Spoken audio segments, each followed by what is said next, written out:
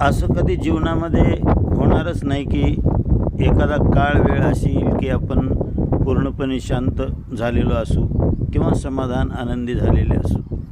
कारण ज्या पद्धतीचं जीवन आपण जगतो त्याच्यामध्ये आपल्याला सर्व काही पुढेच दिसत असतं आणि थोडं राहिलं आहे, आता पुढे आहेच, पुढे येतील सुखाचे दिवस, अशा पद्धतीनेच आपलं जीवन चालू असतं.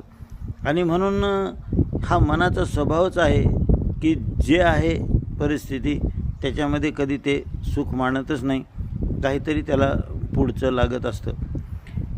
या मनाला जोपर्यंत आपण ओळखत नाहीत तोपर्यंत ही धाव कायम राहणार आहे. आणि म्हणून निदान एवढं जरी आपण आठवणीत ठेवलं की ही मनाची प्रवृत्ती आहे आणि ही अशा पद्धतीने धावायला लावते, एवढी जरी जागृती माणसाला असली तरी त्याच्यामध्ये खूप फरक पडतो.